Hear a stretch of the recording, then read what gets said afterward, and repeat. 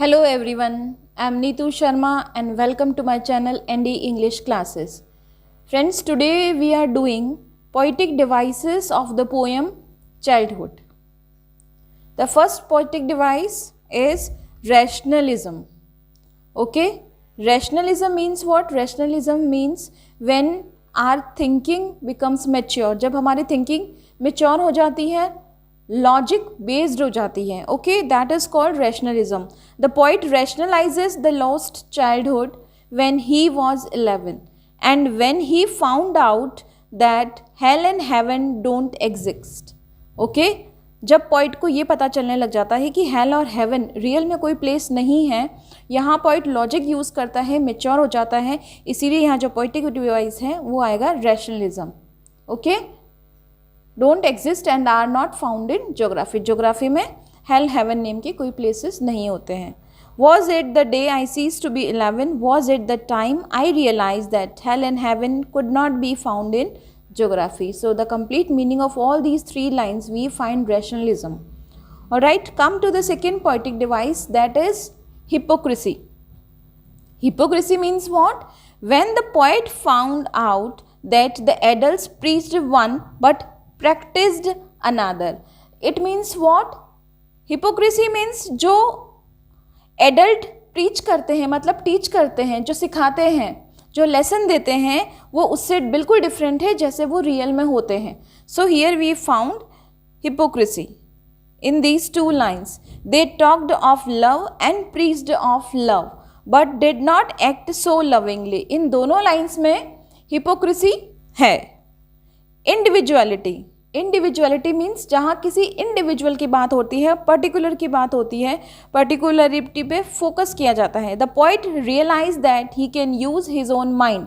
जब पोइट ये रियलाइज़ करता है कि उसका खुद का माइंड वो यूज़ करने लग जाता है and can produce his own thoughts, और अपने खुद के ही थॉट के अकॉर्डिंग वो चलने लग जाता है, तब से उसकी इंडिविजुअलिटी उसमें आ जाती है. Okay, it is a poetic device.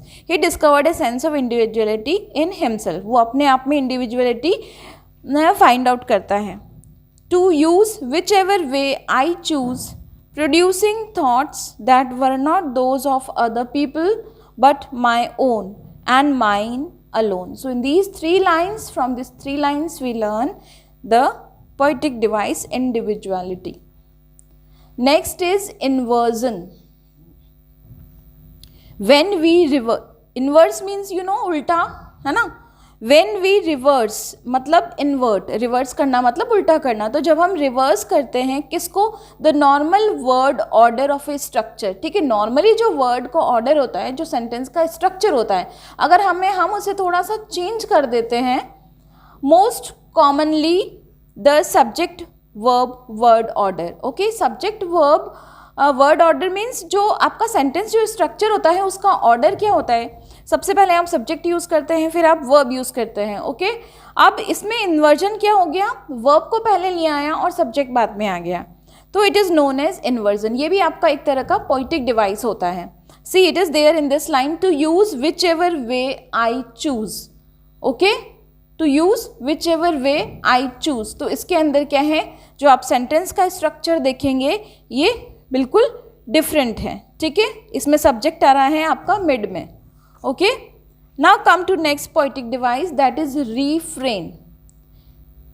In this what happens? A group of phrase which is repeated in the poem. मतलब पोएम के अंदर एक फ्रेज जो है बार बार रिपीट होता है. ठीक है, अगर वो एक से ज़्यादा बार रिपीट होता है, we call it refrain. Okay, see these two lines are repeating in the poem. When did my childhood go? Was that the day? तो इन दोनों लाइन्स में क्या है? refrain. Next poetic device is antithesis. Okay, antithesis means where two opposite words are used together in a sentence. मतलब जो दो बिल्कुल opposite words हैं जिनका मीनिंग बिल्कुल अपोजिट है, उनको हम एक साथ रखते हैं. अगर वो एक साथ आते हैं किसी भी सेंटेंस में, पोएम में, तो उसमें होता है एंटीथेसिस पोएटिक डिवाइस. जैसे इसमें देखिए example, hello and haven.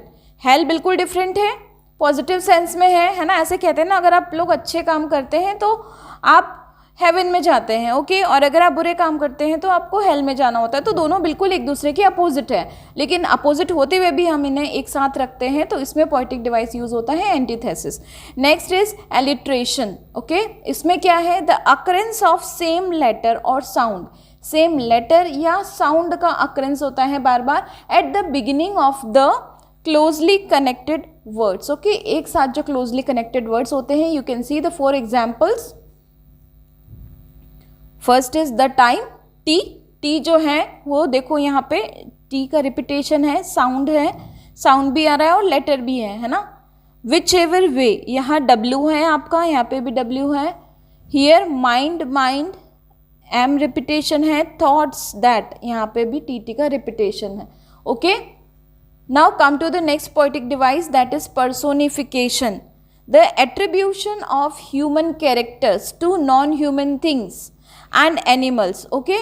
So here what happens, attribution of human characters, इसका मतलब क्या हुआ, personification, मतलब आप नॉन लिविंग थिंग्स को आप लिविंग शो करते हैं, लिविंग परफॉर्म करते हैं, तो उसे आप पर्सोनिफिकेशन कहते हैं। In this poem childhood is personified, ठीक है। तो इस पोएम में जो चाइल्डहुड है उसे पर्सोनिफाई किया गया है, इजंट इट, क्योंकि जो चाइल्डहुड जो है कोई उसे ढूंढ नहीं सकता, हम उसे देख नहीं सकते, क्योंकि बचपन है ये तो, और ये कब चला गया, कहाँ चला गया, इस तरह की बातें पोइट ने करी हैं इस पोएम में, तो the poem is personified, okay.